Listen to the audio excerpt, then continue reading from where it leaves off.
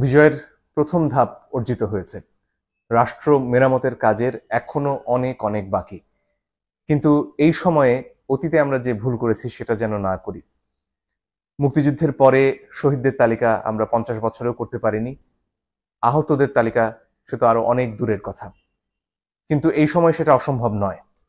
শহীদদের তালিকা করা শুরু হয়েছে, কিন্তু সেখানে ছাত্রদের ব্যাপারে যতটা বিস্তারিত এসেছে, তার পাশাপাশি সাধারণ মানুষ, একেবারে গরিব মানুষ যারা ছাত্রদের পাশে কাঁধে কাঁধ মিলিয়ে নেমে এসেছিলেন, তাদের কথা আমরা মনে রাখতে কতটুকু পেরেছি সে প্রশ্ন হয়তো আছে। কিন্তু দেরি হয়ে যায়নি এখনো। আমাদের খুব দ্রুত প্রয়োজন যারা শহীদ হয়েছেন, এমন অনেক মানুষ আছেন যাদের সাথে হয়তো ছাত্রদের সরাসরি যোগাযোগ নেই, একেবারে আলাদাভাবে স্রেফ ছাত্রদের মৃত্যু দেখে অনুপ্রাণিত হয়ে তারা লড়াই করতে নেমে এসেছেন মাঠে। এদের কথা মনে রাখতে হবে, এদের কথা ভুলে গেলে চলবে না। এদের মধ্যে রিকশাওয়ালা রয়েছেন, সাধারণ শ্রমিক রয়েছেন, যারা ভ্যানে সবজি বিক্রি করতেন তারা রয়েছেন। এরা বস্তিতে থাকেন, এদের সবার কাছে ইন্টারনেটওয়ালা মোবাইল ফোন, স্মার্টফোন নেই। এদের মধ্যে যারা শহীদ হয়েছেন তাদের তালিকা যত দ্রুত সম্ভব এলাকা ভিত্তিক করা প্রয়োজন। আরো একটা কাজ খুবই প্রয়োজন এই মুহূর্তে, সেটা হচ্ছে যারা আহত হয়েছেন এবং যাদের চিকিৎসা প্রয়োজন। এমন অনেকে রয়েছেন যাদের চিকিৎসা করার মতন সামর্থ্য রয়েছে, তারা হাসপাতালে যেতে পারছেন, এদের মধ্যে ছাত্ররা রয়েছেন।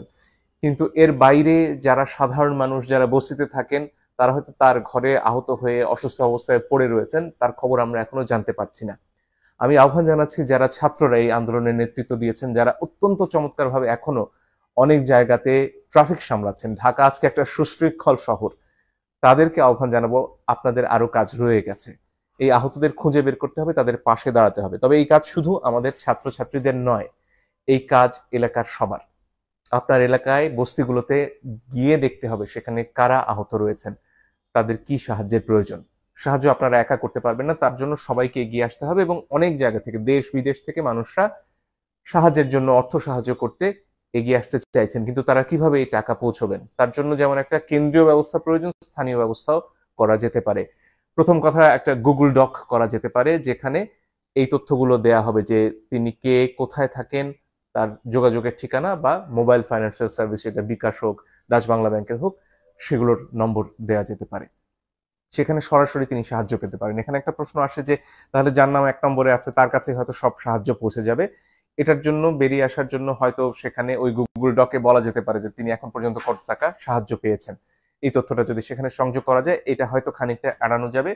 এছাড়া যারা ওয়েব ডেভেলপ করেন তাদের পক্ষে একটা ওয়েবসাইট তৈরি করা সম্ভব, যেখানে আসলে এই যে কার নাম আগে আসবে কার নাম পরে আসবে এটা নিয়ন্ত্রণ করা সম্ভব, যাতে সুষ্ঠুভাবে এই সাহায্যটা সবার কাছে পৌঁছানো সম্ভব হয়।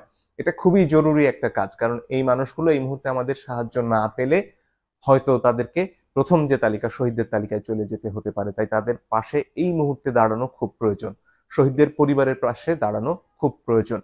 আরো একটা কাজ সারা দেশ জুড়ে চলছে, সেটা হচ্ছে যেসব হামলা হচ্ছে, বিশেষত সংখ্যালঘুদের ওপর যে হামলা হচ্ছে, সেটা আমাদের যে কোনো মূল্যে ঠেকাতে হবে। ছাত্রছাত্রীরা এই হামলা করছে না, যারা এই যে জনগণ যারা এতদিন গুলি উপেক্ষা করে রাস্তায় নেমেছেন, তারা এই হামলা করতে পারেন না। যারা করছেন তারা এই আন্দোলনের কেউ নন, তাদেরকে প্রতিহত করতে হবে। সবাইকে এগিয়ে আসতে হবে এই আন্দোলনে। যেমন একজন মুসলমান ছিলেন, তেমনি হিন্দুরাও ছিলেন, তেমনি বৌদ্ধরা ছিলেন, তেমনি সমতলের মানুষ ছিলেন, তেমনি পাহাড়ের মানুষ ছিলেন, আদিবাসীরা ছিলেন।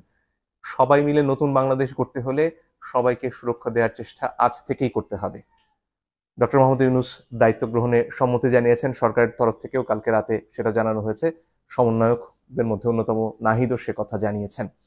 কিন্তু এর বাইরে সরকার গঠন এখনো খানিকটা সময় নিচ্ছে, হয়তো 24 ঘন্টার মধ্যে হয়ে যাবে।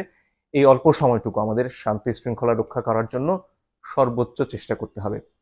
আমাদের বন্ধুরা যারা অনেক ক্ষেত্রে নানান সামাজিক চাপে কেউ চোর হয়েছেন, কেউ ডাকাত হয়েছেন, তারাও নাগরিক, তারাও আমাদের ভাই।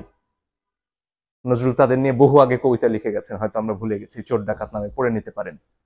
এই ক্রান্তি লগ্নে আপনারাও এগিয়ে আসুন না, আপনাদের সমস্যার কথা আমরা বোঝার চেষ্টা করব। আর যাতে এই সমাজে কাউকে ডাকাত না হতে হয়, চোর না হতে হয়, কাউকে যাতে বারাঙ্গনা পল্লীতে কষ্টের জীবন বেছে নিতে না হয়, সে চেষ্টা নিশ্চয়ই নতুন সমাজ করবে। আজকে যারা অনেক চাপে পড়ে আজকে চুরির পেশায় চলে গেছেন, কেউ পকেট মেরেছেন, হয়তো অনেক ক্ষেত্রে গণধোলাই খেতে হয়েছে আপনাদের। এই সমস্যাগুলো থেকে যাতে সবাইকে এক জায়গায় নিয়ে আসা যায় সে চেষ্টাও আমরা করতে চাই। আমার বিশ্বাস আমাদের তরুণরা সব পারবে, কারণ আমাদের সে বুদ্ধিই ছিল না, আমরা পৃথিবী দেখে বড় হইনি। আমাদের তরুণরা আজকে এমন এক সব পেশার কথা বলে যেগুলো আমরা বুড়োরা বুঝতেই পারি না। অনেকক্ষণ ধরে বুঝতে হয় বাবা তুমি কি কাজ করো, এবং তারা ঘরে বসে বৈদেশিক মুদ্রা আয় করে। ফলে এই তারুণ্য সব পারবে বলেই আমি বিশ্বাস করি, কিন্তু তাদের পাশে দাঁড়াতে হবে আমাদের সবাইকে। অনেক ধন্যবাদ।